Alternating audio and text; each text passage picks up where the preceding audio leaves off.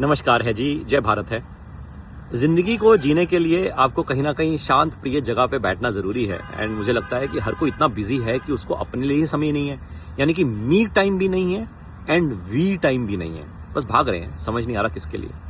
Anyways, मैं कोई philosophical बात नहीं करना चाह रहा था, बट मैंने सोचा कि जैसे कई बार आपको खेलते हुए वीडियो भेजता हूँ एंड कई लोगों का आप में से जवाब आता है कि यार आपको देख के खेलते हुए तो हमारा ही मन करता है कि हम भी खेलें, एंड इसी बहाने शायद कई लोगों ने खेलना शुरू कर दिया।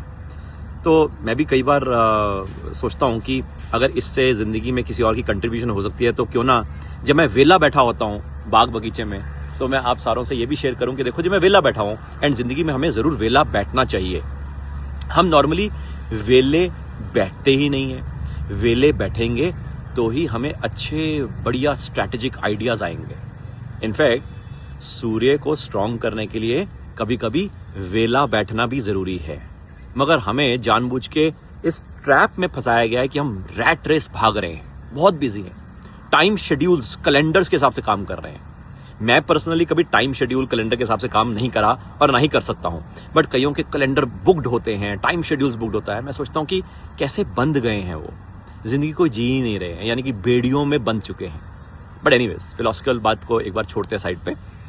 अब कई बार ये सवाल आता है कि जैसे कि डेरिवेटिव स्ट्रक्चर्स, जो मैं कई बार जिक्र करता हूं कि जो वर्ल्ड के माफियाज जो हैं, जो करेंसी और इंटरेस्ट रेट डेरिवेटिव्स के स्ट्रक्चर्स करते हैं, जिसके कारण पूरी फाइनेंशियल मार्केट्स आने वाले समय में प्रभावित होती है, एंड कौन सा अंडरलाइंग प्रभावित होगा, उसकी जो प्लानिंग रहती है वो पहले से डेरिवेटिव स्ट्रक्चर्स के तहत जब बनते हैं या बनाए जाते हैं, या मार्केट में जब स्ट्रक्चर्स वो बनते हैं और बेचे जाते हैं, तो उसकी प्लानिंग पहले से करी जाती है बाय द डीप स्टेट या मार्केट माफियाज, है ना, ऑब्वियसली होता है।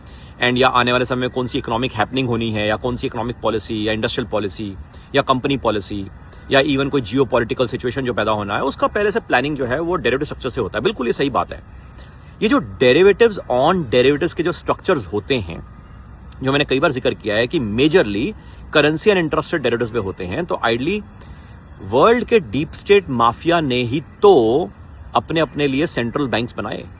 आप हिस्ट्री में चेक कर सकते हैं कि जितने भी सेंट्रल बैंक्स बने हैं उनकी ओनरशिप किसके द्वारा रही, चाहे वो बैंक ऑफ इंग्लैंड है, चाहे वो फेडरल रिजर्व है, यानी कि फेडरल ओपन मार्केट्स कमेटी के अंदर जो जितने फेडरल रिजर्व हैं, जैसे फेडरल रिजर्व ऑफ न्यूयॉर्क है, 12 फेडरल रिजर्व हैं यूएस में। आई एम श्योर आपको शायद ना पता हो, कई बार हम सोचते हैं कि एक ही सेंट्रल बैंक होता है। तो यूनाइटेड स्टेट्स ऑफ अमेरिका जो है वो एक तरह से भारत की तरह यूनियन ऑफ स्टेट्स नहीं है, वो एक तरह से एग्रीमेंट है।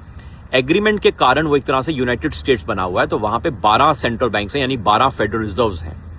एंड ये सारे फेडरल रिजर्व की जो ओनरशिप है, आप जब देखेंगे उसको तो आप हैरान हो जाएंगे कि प्राइवेट